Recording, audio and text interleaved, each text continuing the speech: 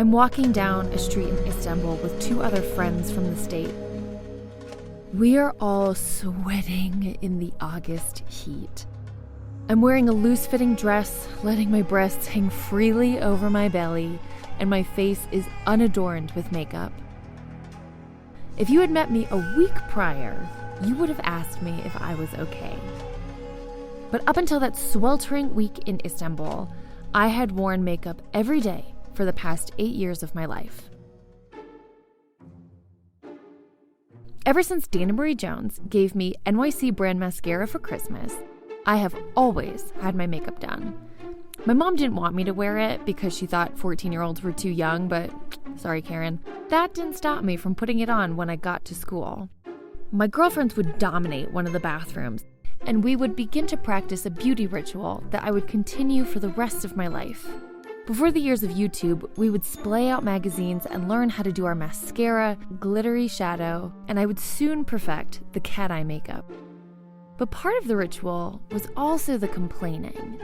We would lament about wanting to be skinnier, prettier, having longer hair, different colored eyes.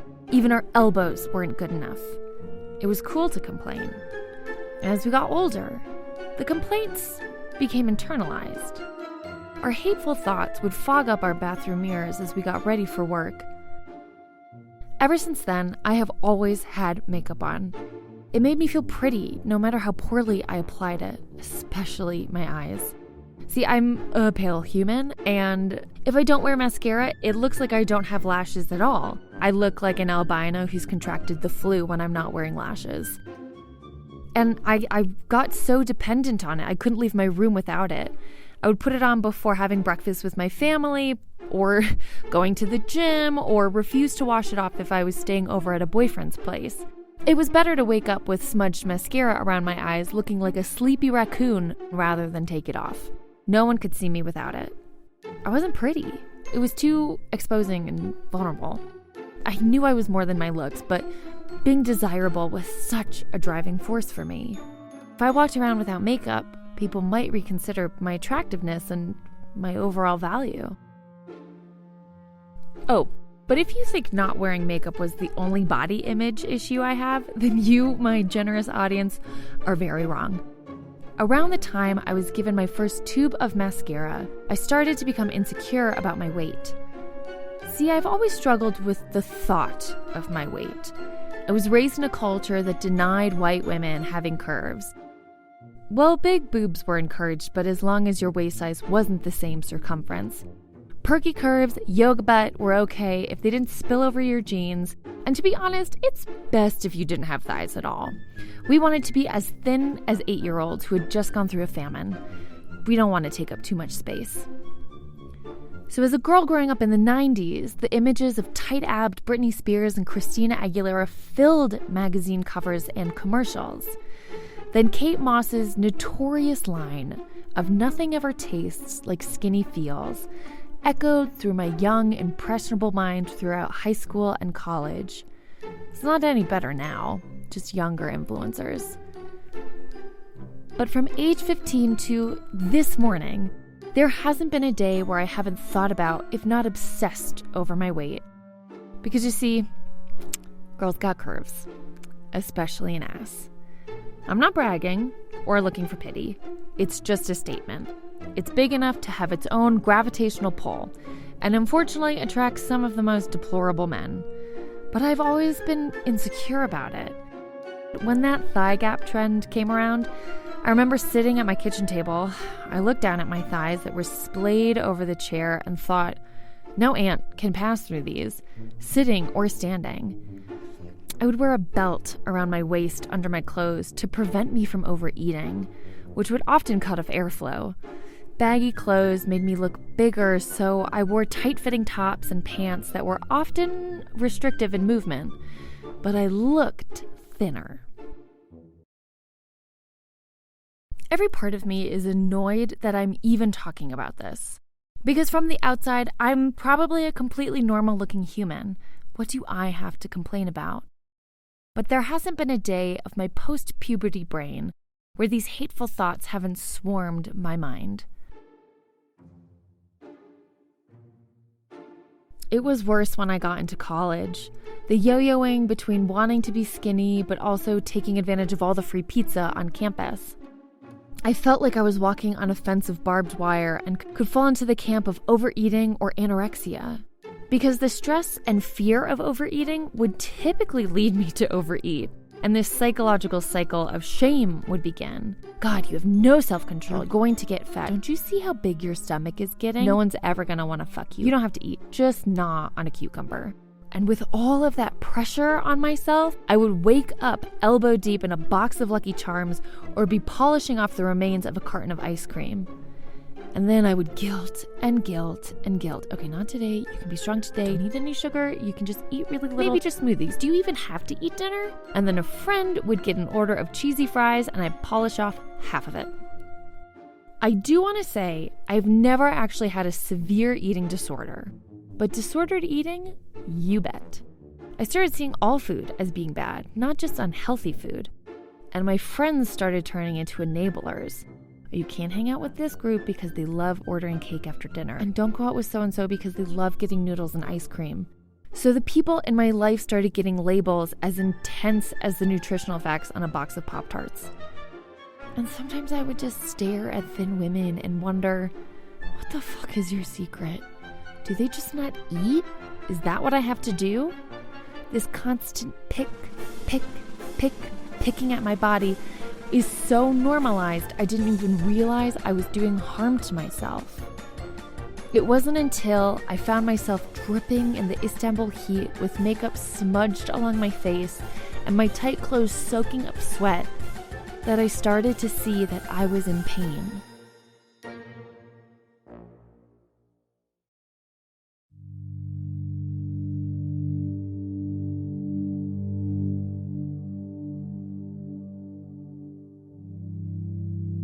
Today on the episode, we will talk about healing, how travel has helped restore our minds and bodies. Sometimes home prevents us from seeing that we are in pain or keeps ripping the Band-Aid off. Trekking can have regenerative properties and can bring us closer to the healing that we need, with or without all the eat, pray, love. We'll talk to travelers who have found ways to identify their physical and mental inflammations, and we will dissect what exactly is self-love. I'm Adrienne Bain, and this is Strangers Abroad.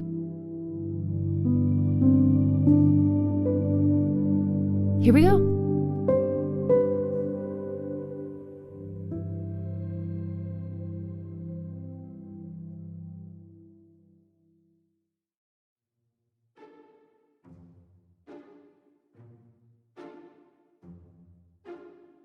I never thought that there was anything wrong with my thinking. All of my girlfriends in high school and college would say the same things. And in my own home, you bet.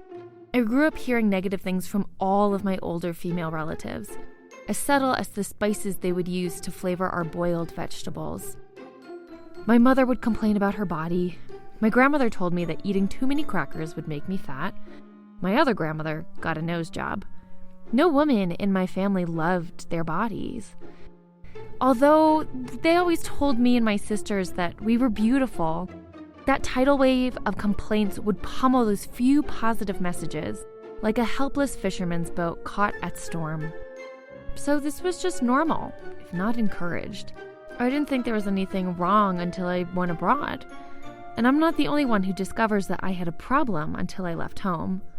Sarah, from Obligatory Traveler, has always had some health issues.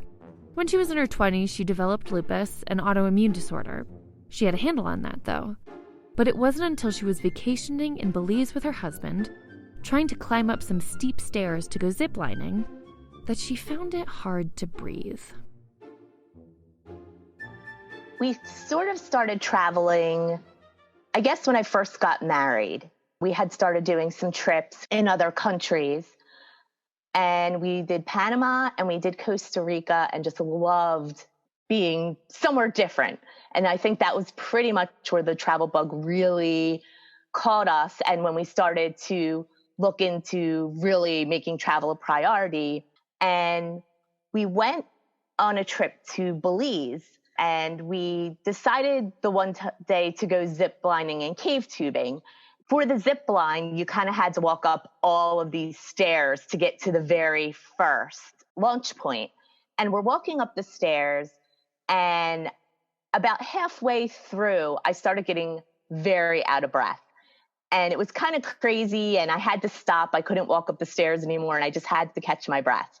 And it seemed strange because I exercised and worked out, so it didn't seem normal that I should get so out of breath walking up these stairs. But I had had kind of a chest cold before we went on the trip and kind of blamed it on that and got up the rest of the stairs. The rest of the trip, I didn't have any issues. And after that, I didn't have any issues. So I kind of just thought, just one of those things.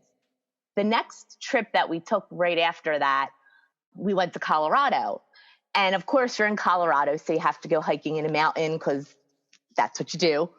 So I started hiking up the mountain that we went to, and I couldn't get 20 steps without having to stop. I just couldn't breathe. It was very alarming. It just seemed like something was wrong. So we got up the mountain. It took a ton of time. And once we started going back down, I was fine. I didn't have any issues for the rest of the day. But I already have lupus, so I see a rheumatologist all of the time. And my next appointment after the Colorado trip, I told her what was going on and that something just didn't seem right. I had now had these two instances while traveling where I was kind of climbing up something and couldn't breathe. And I didn't have any issues at home during that time doing anything, but while I traveled, these two things happened. And thankfully to her, she was like right on the ball. And she said, all right, we're just going to send you for a whole bunch of tests. We'll just test everything and see what's going on. But the very first thing that they did was an echo of my heart. And I got a call the weekend after the echo. And she called me up while I was at work and said, you have to go to the hospital, a hospital in Philadelphia, the only one that has this machine that does this really particular test, because we found all this pressure on your heart during the echo. And so you have to go and get a test right away. So that was pretty alarming. I had to leave work right then, had to go over into Philadelphia to the one hospital that did this test. And they did a bunch more tests and found out that I had something called pulmonary hypertension, which is a very rare autoimmune disorder that causes pressure to build up in the arteries between your heart and lungs. So after that, we kind of got the ball rolling. I had to get my heart catheterized just to confirm it, because that's the only way you confirm the diagnosis. And then after that, I just started doing treatment. But it was sort of just crazy in that a lot of people don't get diagnosed until years after this has started, because they're usually they're not hiking mountains, they're not going ziplining in Belize. So it was pretty much that travel literally saved my life, because I'm only in the early stages, whereas most people don't get diagnosed until they, a lot of the times, are in heart failure, because they don't get symptoms until it's really progressed and they're walking upstairs at home and they can't breathe. But Sarah is used to having to work around her body. She has lupus, a chronic autoimmune disease. It's when your immune system starts to attack healthy tissues instead of infections and can cause pain in any part of the body. So a lot of people develop rheumatoid arthritis and have issues with their joints. So I have that. It causes me to have a lot of skin issues. So I get like little weird rashes and other skin issues. That's one of my biggest issues with it. But it can attack any of your organs as well. It's not uncommon to end up kind of collecting other autoimmune issues if you already have one. Sarah now has to consider some new restrictions when trekking. I asked Sarah what specific parts have changed for her now that she has to pay more attention to her body. The lupus hasn't caused as many issues with traveling. The pulmonary hypertension does. I have altitude restrictions now. So there's certain places that I'm not supposed to go to because of altitude restrictions. So no ever hiking Everest Base Camp for me. It would be terrible because it would just exasperate the breathing issues even more so.